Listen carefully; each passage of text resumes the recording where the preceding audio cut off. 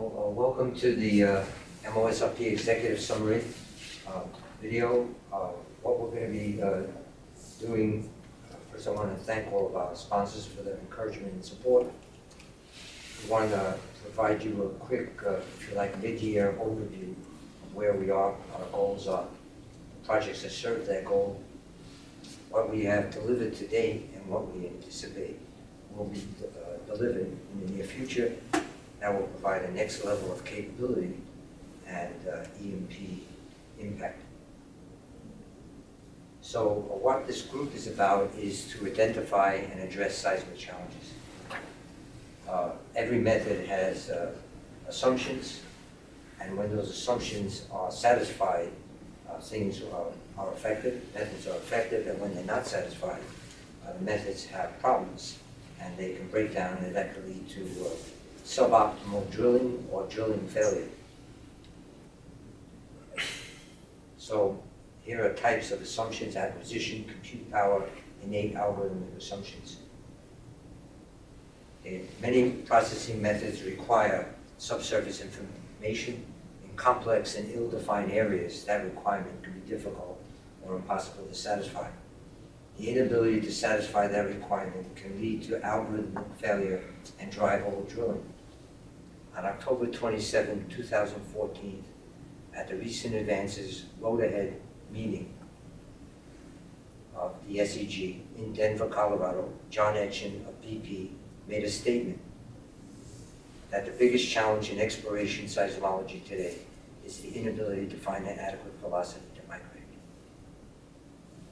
He said, tomography, common image gather flatness, FWI, all very interesting, positive. They do not meet the challenge of finding an adequate velocity today. And he was first wanted to communicate that message, which is a rare and courageous and a message of high integrity. It speaks to John's personal and professional integrity, they would say. You never hear people talk that way.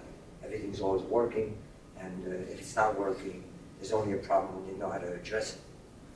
The fact that he would say, a leading seismic imaging expert would say they cannot find an adequate velocity today is a very important message for us all to digest and understand. So there are two ways to deal with an issue like that. Find a way to improve the ability, significantly improve the ability to find a velocity. For example, that should be encouraged, and anyone who has an innovative new idea, and John Etchen had one, that he was encouraging people to think about at least. He wasn't advocating people rush out and do it, but he said it's a new idea, and we need new ideas because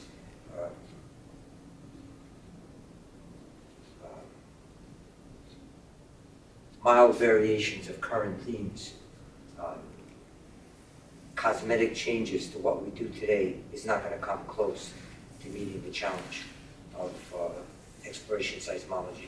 It's either going to need a fundamental new way to find the velocity or develop methods that don't need the velocity.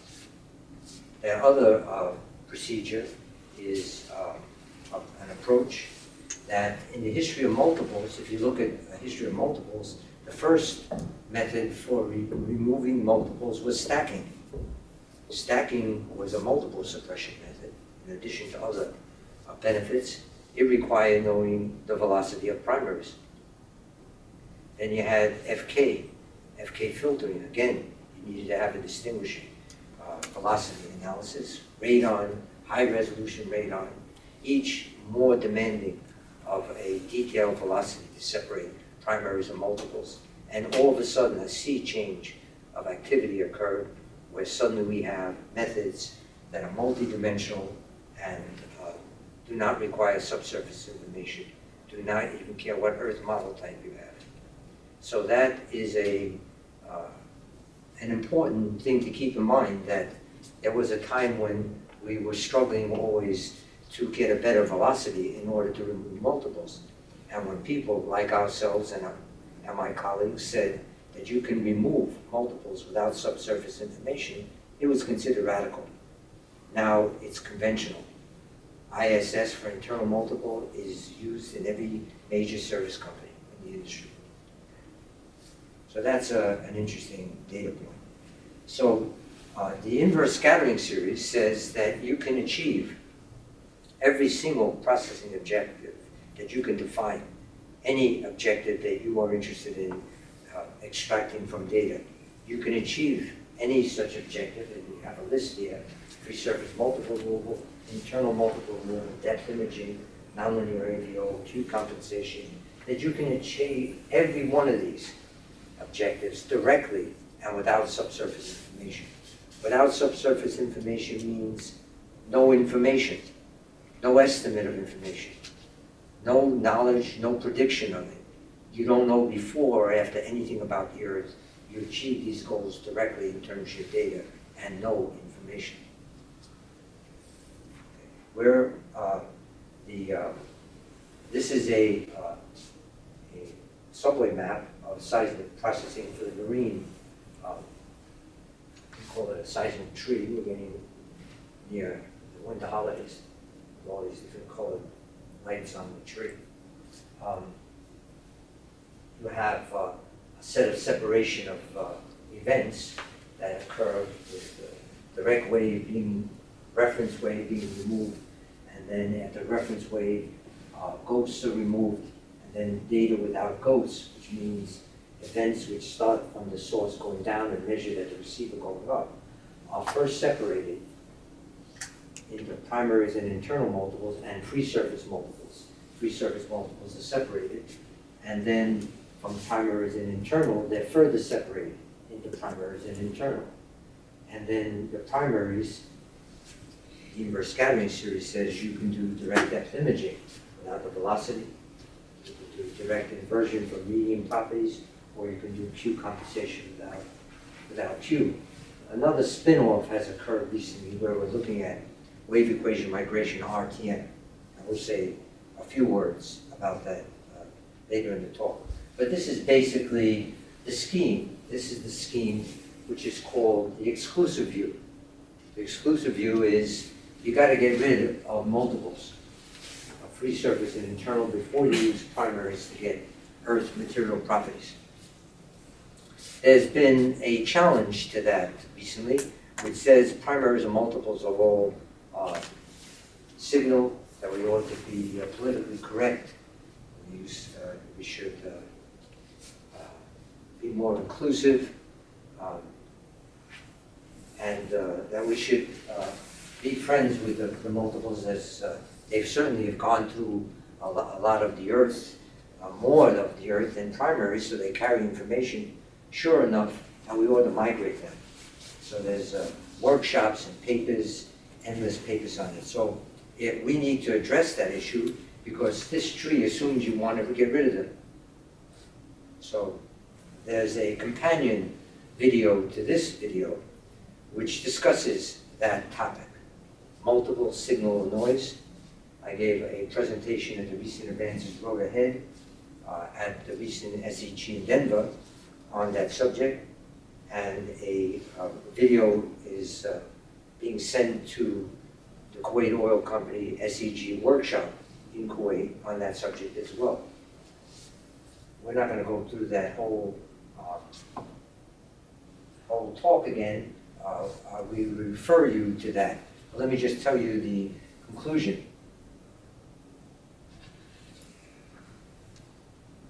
The conclusion, first of all, is if people are saying they're going to be migrating multiples, the first thing they ought to think about is what do they mean by migrating? And there are three imaging conditions, and they're not equal.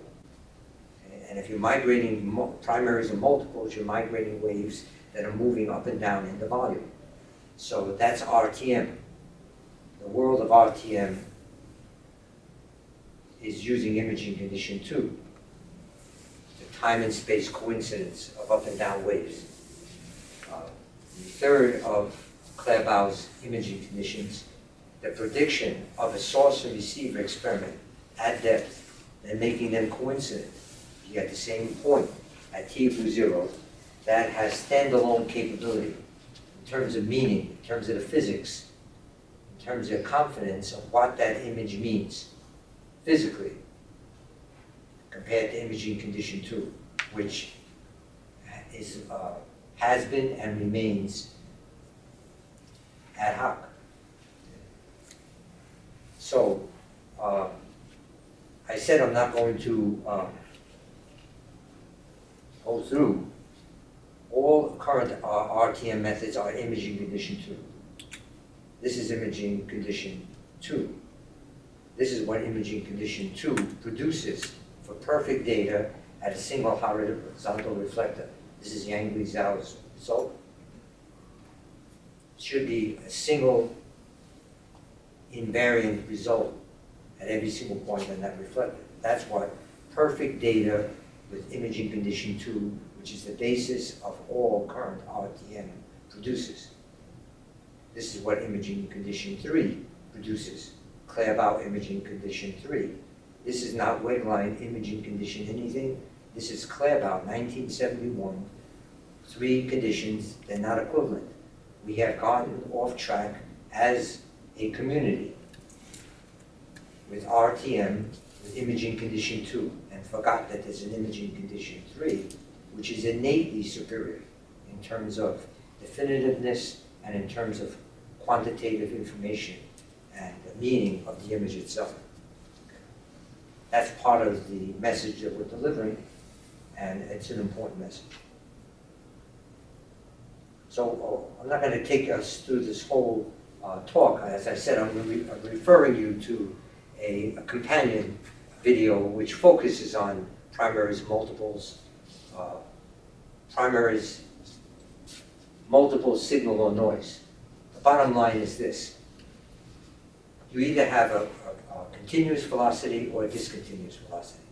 If you have an accurate discontinuous velocity, then multiples, if you do imaging condition 3, which is the one that has the most meaning and basis in physics and understanding of what it actually means, and in terms of a consistent reflection coefficient and in terms of being able to be extended to give you angle-dependent information at the target, then for imaging condition 3 with a discontinuous velocity model, the primaries, free surface, and internal multiples all contribute to the experiment at every depth. But once you ask for t equals 0, only the recorded primaries contribute to the image. So you will have the same exact location and inversion at every depth of the reflector, from above, from below, every one of those reflectors, whether you have multiples in your data or not. And if you only have multiples in your data, you will get no image. So for those who are imaging multiples, that's very important to know.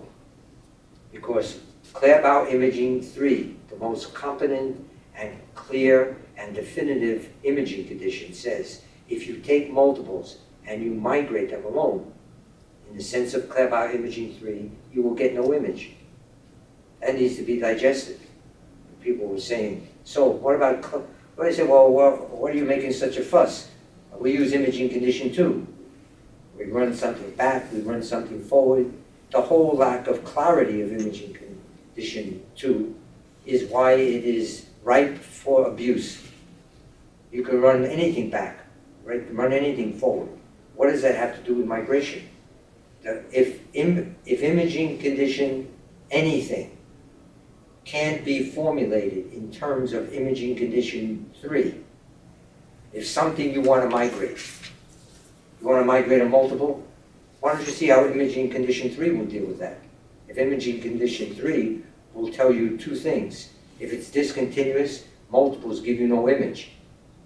If it's continuous, they give you artifacts. That's what imaging condition 3 says.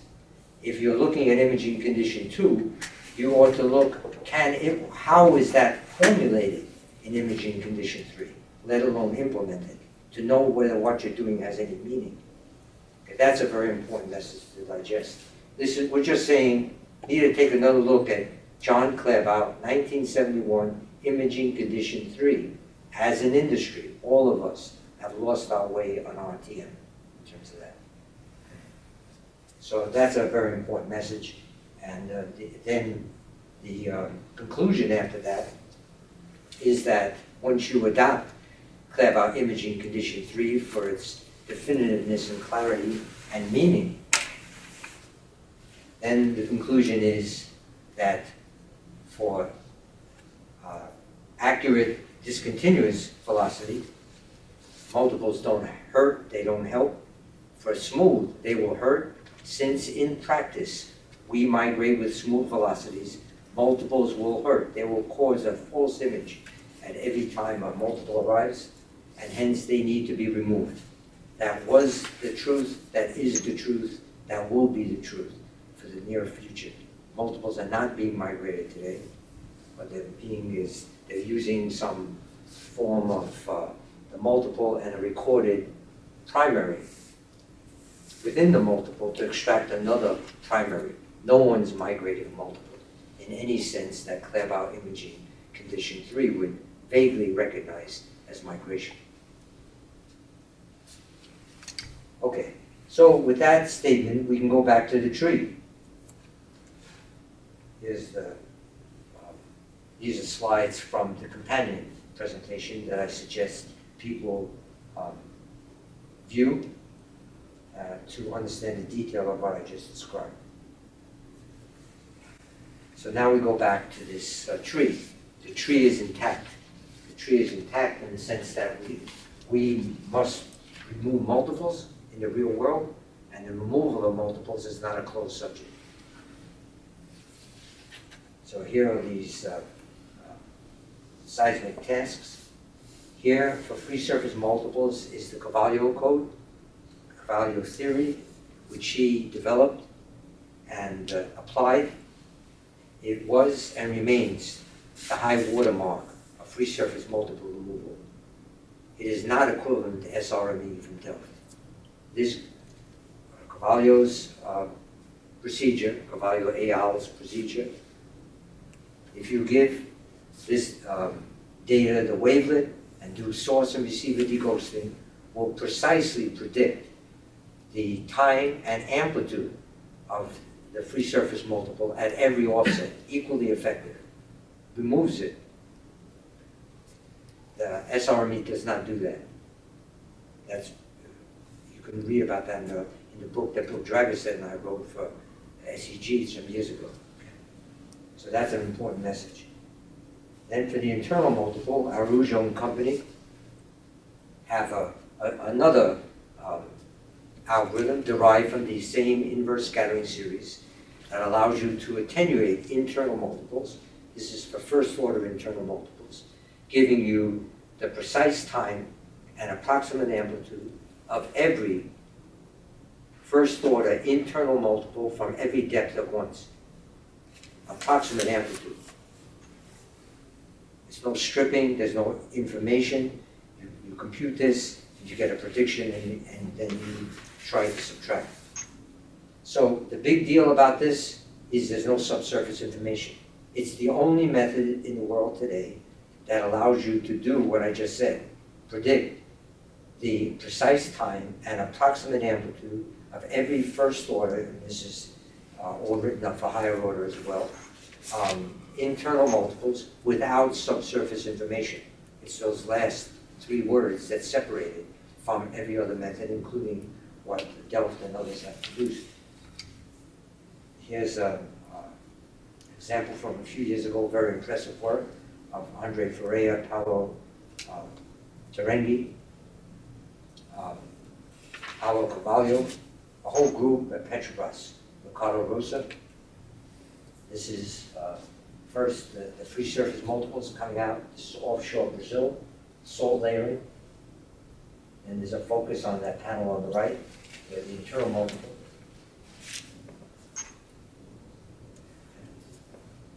No other tested method was able to attenuate the sequence of internal multiples below the salt layer. Here you have some statements from Gilo, Hannes Klammers, Chung Fu, and others, with the first onshore internal multiple test for the ISS. Chung Fu had an abstract the year before with the same conclusion, that no other method that was tested was able to show similar effectiveness. This is an example from the literature of people who have Schlumberger, Petrobras, Aramco, Apache, CGG, PGS, Argo, showing standalone capability for this method. So that's all great news. That's all wonderful. The problem is, it's an attenuator. It's an ISS attenuator. And what happens in practice is, when you have an isolated multiple, and you predict something which has the right time at approximate amplitude, you can do an energy minimization adaptive subtraction and remove it to deal with all the things you left out, including amplitude. However, if you have interfering or proximal multiples with primaries or multiples of different order, then this idea of getting the right time and approximate amplitude and then relying on adaptive to deal with everything you omitted and the algorithm omitted just doesn't work. So, for example, in the Middle East, offshore Brazil, North Sea, Bertrand Duque and a group of his colleagues from Total published in EAGE a paper in 2013 showing a 1D layered medium with such horrific internal multiples that when they, based on a nearby log, made a synthetic, and they couldn't figure out on the synthetic what was a primary and what was a multiple. It was that complicated. When you have that type of challenge, you're going to need a new level of capability. And this group is dedicated to provide dedicated and capable and energized and motivated to address that current challenge.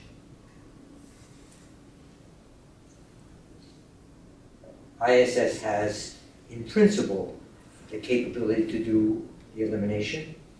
Having something in principle and obtaining it are two different things. We're committed to that, and you're going to see progress on that today. So there's a three-pronged strategy. One is you got to get those early steps in that tree. You got to get that reference wave identified, removed, and used. You got to deghost if you're in the marine case, and sometimes inland. When they're burying receivers now, you have ghosts on land. They have to be removed as well prior to these methods. So there's a set of prerequisites. Green's theorem provides methods to achieve these prerequisites. And Jingfang Zhang, Jim Mahan, Lasse Adamson are among those who published Green's theorem methods to do pre-processing. The great strength they have, they do not assume anything about the Earth. So there are all these pre-processing methods for achieving these kinds of objectives are totally consistent with the ISS methods that they're meant to serve. The pre-processing doesn't assume the Earth is 1D.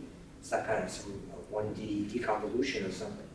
It assumes the Earth is completely arbitrary and it goes about its business. So Green's theorems are very powerful, and if you look at the tree, you see all the parts that are with green dots on our seismic tree. Those are Green's theorem.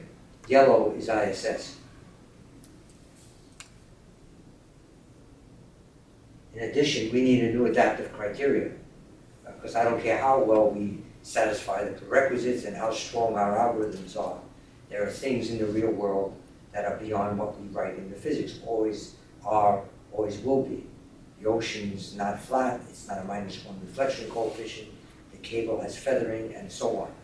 You need some dial, some kind of accommodation for things that are outside your physics.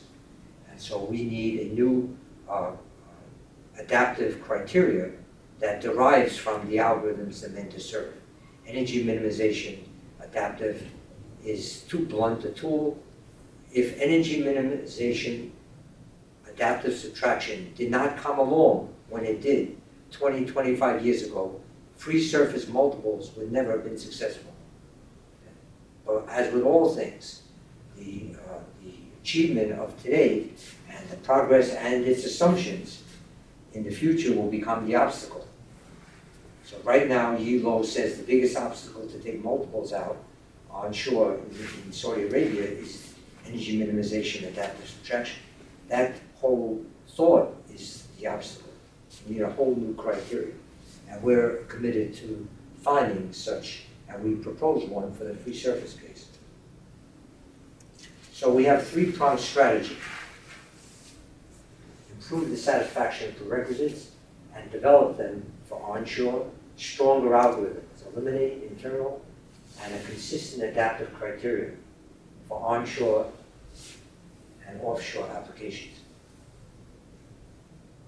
So here's an example from Jinlong Yang, and then an overview paper by Jim Mahan, showing the impact of removing ghosts from multiple removal. Here's an example with a free surface, a single reflector, and you can see the acquisition sources at 7 meters and receivers at 9 meters. Here's this event is the first event is the primary, and you have two orders of free surface multiple, and you have a free surface multiple prediction. If you did not take the ghosts out, the multiple prediction was worse. The multiples were not removed, the multiples got stronger. Okay? And so it shows the need is with ghosts removed. This, you got the primary back, the multiples removed. Okay, this is an example of why you need a new adaptive subtraction. This is an old result of Bill Dragoset from the year 2000. 3 primaries, some free surface multiples. So you have 1 primary, 2 primary. This is a free surface multiple. Right in here is a complete destructive interference between a free surface multiple and the 3rd primary. You can't see it. With deghosted data and an algorithm as from Carvalho, yes, that is equally effective at heavy offset, not SRME, you get this result. The 3 primaries return. The hidden primary is returned, okay? Where the arrow was a destructive free surface multiple and a primary. That shows you can never, adaptive subtraction? Yeah, adaptive subtraction energy minimization says when the multiple comes out, you have less energy. Here, when the multiple came out, you have more energy. Before, you had a primary and multiple completely destructively interfering, 0 energy. The primary came back, the energy went up, not down. Energy minimization fails. That's a great example of how an interfering event, that criteria needs to be replaced. Okay, now another part of that 3-pronged strategy, this is previous work, yeah, Yang Rizal, 2013, we're talking about here, internal multiple elimination, no more internal multiple attenuation, not time right, amplitude approximate. We want time right, amplitude exact. So here, green are the internal multiples, and the red is the current ISS attenuator. And then you see elimination with Yang-Li's progress at producing an ISS internal multiple elimination, 1D, and assumes the Earth is acoustic. So major projects to progress that internal multiple elimination. Here we have Yang-Li's more recent results done while he was an intern this past summer at Schlumberger in the group of Clement Casso. Here's an elastic medium, layered medium. Here's the data. You have converted weighted primaries. You have converted wave and non-converted wave internal multiples. You see the attenuation prediction. This is the data, the attenuation, the elimination prediction. This is the primaries in the data. This is when you attenuate. This is when you eliminate. Look how much closer this is to the primary than this is. It's a bit of numerical noise here, but it's unquestioned that that converted wave primary is much clearer if you had to interpret than with the current ISS attenuator. As I said, that's the work of Yang Li Zhao. So we're looking to, there's an entire group is going to be involved in looking for a marine synthetic and field data where where the Earth is relatively flat, where we're going to take the synthetic and field data through the entire chain of processing. Free-surface multiple, pre-processing first, free-surface and internal, and see the difference. We would like a nearby well log, and in addition, we would like, for that field data test, we would like absorption not to be terribly significant. We'll discuss that in a minute. So there are times, for example, if you're dealing with salt, that's not the case we're looking for this test. That's going to be the test right after this. Okay, right now we're looking for where all properties are elastic and not absorptive and dispersive. So that is a major focus of this group. You said, what's the major focus of this group? It's internal multiple elimination for marine and land. We have to develop a multi-D ISS elimination, and that Yang Li and Wilbur Herrera will be developing the theory. There is no theory in the world for eliminating an internal multiple that comes from a multi-D Earth. So people say that that multiples are a closed subject. They either don't know what they're talking about or they're not being honest. There's no theory, let alone algorithm, on Earth or any other planet that we know of that can eliminate an internal multiple from a multi-D Earth. We're going after that, and it matters. So one of the conditions we mentioned is to develop the pre-processing for onshore application. We have Jin Wu's work showing how you would get that reference wave separated from the scattered data. And so here you have a Rayleigh wave and predicted Rayleigh wave and the difference. In other words, in this case, there was no scattered data, but the method depended on a Green's theorem collection of data, an elastic Green's theorem that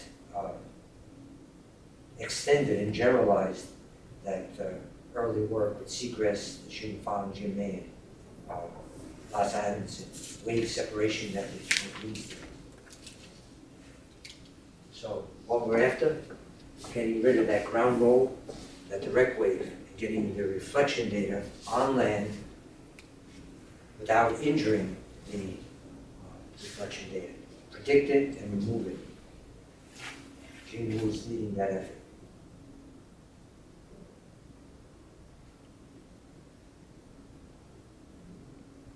Absorption. What about absorption?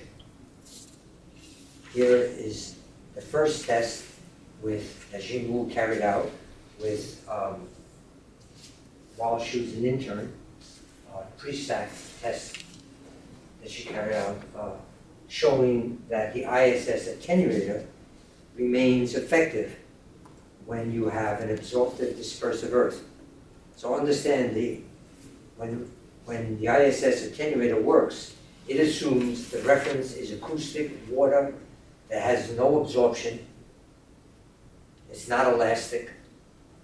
Richard Coates, he published a paper in 1966 showing that with a reference that is acoustic.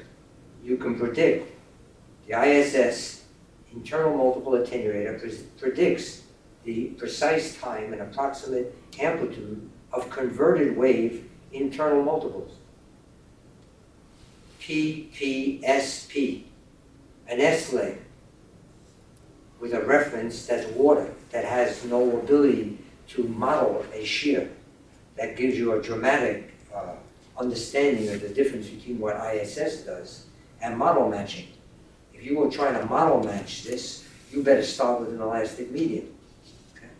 This predicts the precise time and approximate amplitude, and soon, Yang and his team, and Jim Wu and her team, will be doing this for both elastic and anelastic for elimination. Again, with model type independence. This takes us to another step.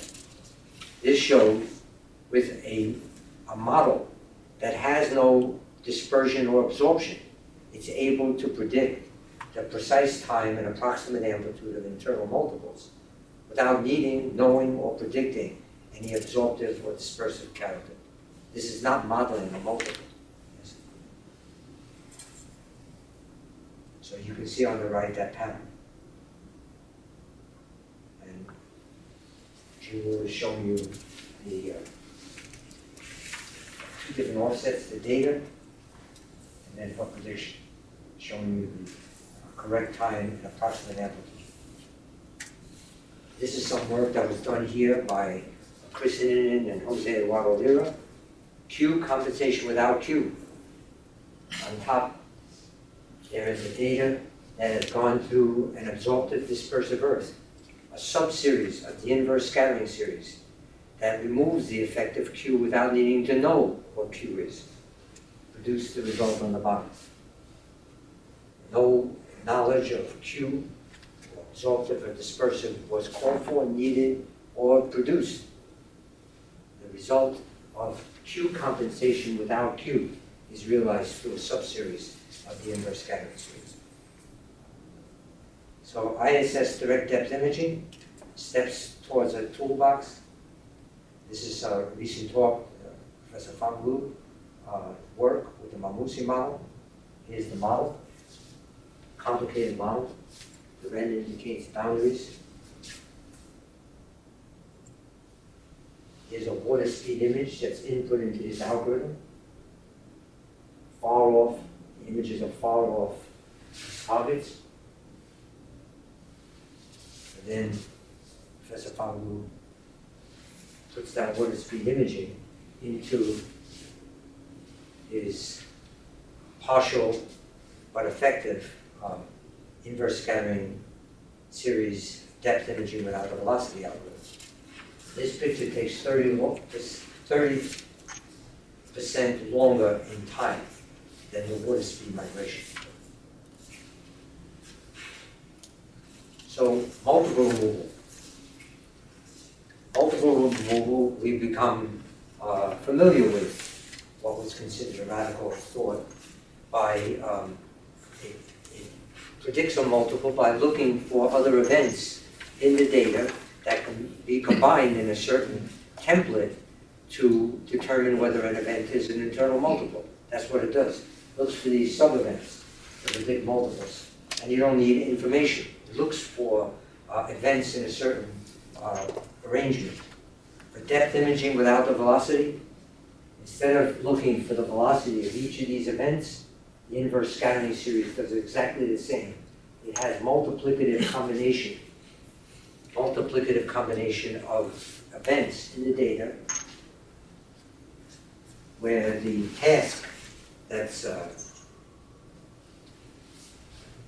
defined for them, the subseries, is locate reflectors by talking to primaries, talking to other primaries without asking for or being provided any information about the velocity. So, what's happened with this picture? This picture is the inverse scattering series internal multiple attenuator is not always the method of choice for internal multiples. It's definitely not the method of choice, always. It's become so conventional because the places that people are looking today are complex and difficult. But if I had a simple, relatively simple, velocity distinguishing primary from a multiple, I'd choose radon. Or choose something from Delft, where if I knew the generators, it's cheaper. We're saying under the most complicated, complex, difficult to define subsurface conditions, there's one choice. And that's what has made the ISS attenuator so widely used. It does not require subsurface information. And this kind of picture is how it works. We are communicating and have communicated. There will be a time, not far in the distance, where the ISS direct depth imaging will play the same role for direct depth imaging that the multiples play, under the most complex, difficult subsurface conditions, where you're very far from finding an adequate velocity, and you have no hope. This will provide an option. And that is a project that is continuing. Last but not least, Imaging Edition 3. Fanggu, Chung, Yanggu, Chaoma, Stolp, Jem. This is what it does. It can produce the reflection coefficient under a reflector. If you have a diving wave and you're looking for a reflection coefficient, after you have that image, this Greenstern, if you like, Claerbout Imaging Condition 3, Greenstern form of RTM will provide an amplitude fidelity, an amplitude confidence, an amplitude opportunity that's unmatched by today's RTM Imaging Condition 2. That is a very important message. So the major projects, this is just showing how it pops out that minus R1, R2. We'll let the interested participant on this video check those, the companion video and the references here. So we're back to the tree. What's the big project here? The major project is we need internal multiple elimination. And you saw all the activity here. That's a major resource allocation within the group to develop and deliver a new level of capability for removing multiples where they're interfering and proximal to primaries. That's the commitment, that's our goal, and that's what we will deliver. We are uniquely qualified from our experience in this area to produce the next level, because it's going to come from the same basic clause that brought the ISS attenuator. So that's a major activity. Two other activities are the ISS depth imaging and the Claerbout Imaging Condition 3 for RTM. Those three are the topics that this group is involved in. This meeting serves as halfway between our meeting in Austin in 2014 and the meeting that will probably be in Austin in the same place in 2015, to give you some idea of where we were, where we are, what we have delivered, what's unique about what we have delivered, what our plans are for further delivery. And that's, the end is, we are appreciative and grateful for your encouragement and support, and we work every day, and we never take for granted your encouragement and support. And we're in the season of Thanksgiving, and we definitely are thankful to our sponsors for giving us this opportunity.